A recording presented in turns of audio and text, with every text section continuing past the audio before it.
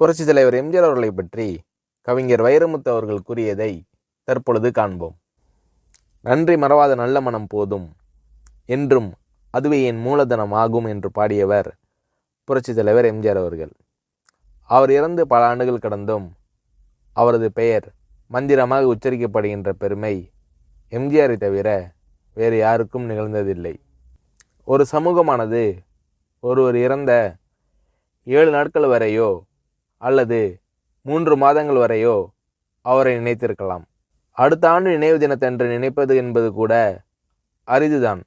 ஆனால் ஒரு மனிதன் மறைந்து பல ஆண்டுகள் கடந்தும் அதே உணர்ச்சியோடும் எழுச்சியோடும் அவரது பெயர் திகழ்கிறது என்றால் இந்த சமூகம் கற்றுக்கொள்வதற்கு எம்ஜிஆரிடம் ஏதோ இருக்கிறது.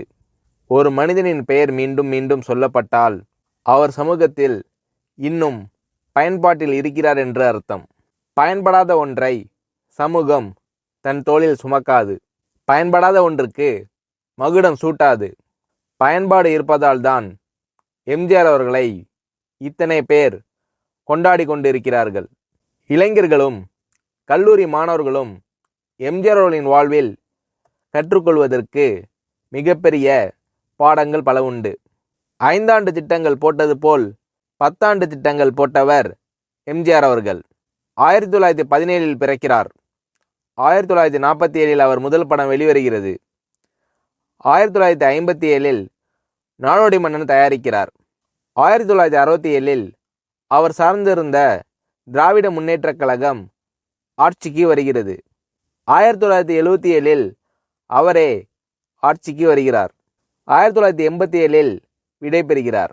10 5ஆண்டு திட்டம் போட்டு இந்தியா வளர்ந்தது போன்று 10 ஆண்டு திட்டம் போட்டு வளர்ந்தவர் எம்ஜிஆர் என்பதை நாம் புரிந்து கொள்ள வேண்டும்.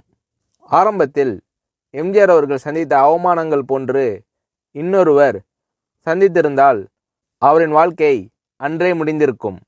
அவமானங்களை எல்லாம் வெகுமானங்களாக்கி கொண்டு வளர்ந்தவர் எம்ஜிஆர்.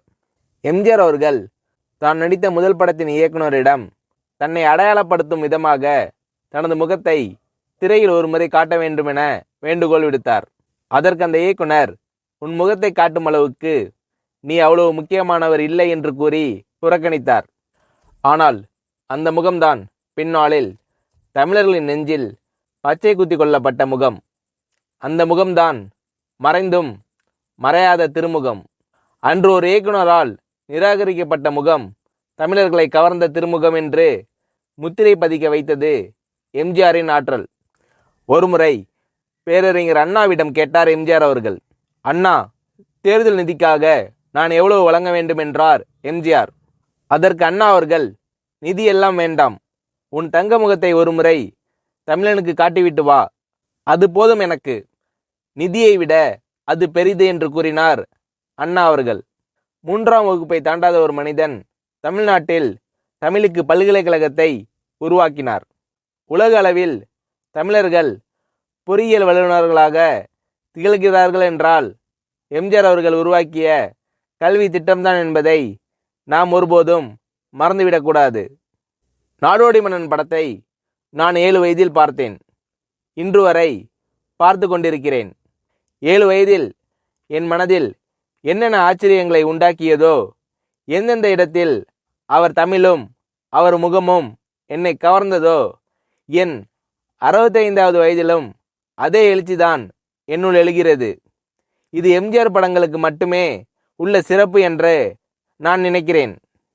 மற்றொரு விஷயம், சிறுவயதில் சாப்பிட்டாயா என கேட்பதற்கு யாரும் இல்லாத அவலை நிலையை கடந்து வந்தவர் எம்ஜிஆர்.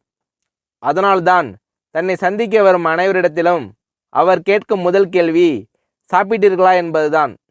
அது மட்டுமல்ல, மதிய உணவு திட்டத்தை முழுமைப்படுத்தியவர் எம்ஜிஆர். அவரின் புகழ் ஒருபோதும் மறையாது. ஏனென்றால் அவரால் பயன்பெற்றவர்கள் இன்னும் இருக்கிறார்கள். அவரால் பயன்பெறப் போகிறவர்களும் இன்னும் இருக்கிறார்கள். 1987 எம்ஜிஆர் அவர்கள் மறைந்தபோது ராஜாஜி அரங்கில் இரங்கல் கூட்டம் நடந்தது. திரையுலகம் சார்பில் நடந்த அந்த கூட்டத்தில் என்னை பேச அழைத்தார்கள். அப்போது நான் பேசிய வாசகங்கள் இப்போதும் பொருந்துகிறது.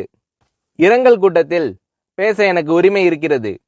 ஏனென்றால் எம்ஜிஆர் அவர்களின் திருவுடல் சந்தன பேழையில் இறக்கப்பட்ட போது அந்த சந்தன பேழையின் மீது மண் தள்ளிய சிலரில் நானும் ஒருவன். சென்னைக்கு வந்ததில் இவ்வளோ பெரிய பேரு எனக்கு கிட்டியதா என்று நான் கலங்கி பெருமைப்பட்டேன். அந்த கூட்டத்தில் ஒரே ஒரு சூரியன்தான், ஒரே ஒரு சந்திரன்தான், அதேபோல் ஒரே ஒரு எம்ஜிஆர் தான், அவருக்கு ஈடு இணை எதுவும் கிடையாது என்று சொன்னேன். 1980 தான் நான் பாட்டெழுத வந்தேன். அந்த சமயம் எம்ஜிஆர் அவர்கள் தமிழகத்தின் முதலமைச்சராகிவிட்டார். அதனால் எம்ஜிஆர் அவர்களின் திரைப்படங்களில் பாடல்கள் எழுதக்கூடிய வாய்ப்பு எனக்கு கிடைக்கவில்லை. அவருக்காக நான் எழுதிய பாடல் அவருக்கான இரங்கல் பாடல்தான். அந்த பாடலில் பூமியை தோண்டிதானே தங்கத்தை எடுப்பார்கள், ஆனால் இன்று அந்த பூமியை தோண்டி ஒரு தங்கத்தை புதைக்கிறோமே என்று எழுதினேன். அதன் பிறகு கிழக்கு ஆப்பிரிக்காவில் ராஜு என்ற படத்தில் எம்ஜிஆருக்காக இல்லாமல் எம்ஜிஆர் அவர்களை பற்றி பாடல் எழுத வேண்டுமென கேட்டுக்கொண்டார் வெல்லிஸ் வேந்தர் கணேஷ். உடனே கணேஷ் அவர்களிடம் சொன்னேன், எம்ஜிஆர் அவர்கள் தராத வாய்ப்பை நீங்கள் எனக்கு கொடுத்திருக்கிறீர்கள் என்று சொல்லி பாடலை எழுதி கொடுத்தேன். அந்த பாடலை அவருக்கு நாங்கள் காணிக்கையாக செலுத்துகிறோம். நான் கலைஞர் கருணாநிதி அவர்களிடம் ஒரு கேள்வி கேட்டேன். எம்ஜிஆரை நீங்கள் பிரிந்ததற்காக அல்லது பிரிக்கப்பட்டதற்காக என்றாவது வருந்திருக்கிறீர்களா என்று கேட்டேன். அதற்கு கலைஞர் அவர்கள் சொன்னார், அது ஒரு வகையில் நல்லதாகிவிட்டது. ஏனெனில் எம்ஜிஆர் அவர்கள் மட்டும் பிரிந்து இன்னொரு இயக்கம் கண்டிராவிட்டால் திராவிட இயக்கம் இருக்க வேண்டிய இடத்தில் ஒரு தேசிய இயக்கம் வந்து ஆட்கொண்டிருக்கும். அந்த இடைவேளை உண்டாகியிருந்தால் திராவிட இயக்கத்திற்கு எதிரான இயக்கம் தமிழ்நாட்டில் வேரூன்றி இருந்திருக்கும். எம்ஜிஆர் அவர்களை பிரிந்து அல்லது பிரிக்கப்பட்டு வேறு இயக்கம் உருவாகியதால் அந்த இடத்தில் திராவிட இயக்கமே வளர்க்கப்பட்டது. இது எம்ஜிஆரால் கிடைத்த நன்மை என்று கலைஞர் கருணாநிதி அவர்கள் சொன்னார். தமிழின் புகழ் எப்படி மறையாதோ, காவிரி எப்படி தமிழர்களோடு கலந்து விட்டதோ, இசை எப்படி தமிழர்களுக்கு ஒரு அங்கமோ, அதேபோல் எம்ஜிஆர் என்ற பெயரும் தமிழர்களின் வாழ்வோடு கலந்துவிட்ட ஒரு திருப்பெயர். அவரின் புகழ் வாழ்க. எம்ஜிஆர் அவர்களது நல்லொழுக்கமும் நல்லெண்ணமும் நற்செயலும் பின்பற்றத்தக்கவை. எம்ஜிஆர் அவர்களின் பலத்தை மட்டுமே நான் கண்டிருக்கிறேன்.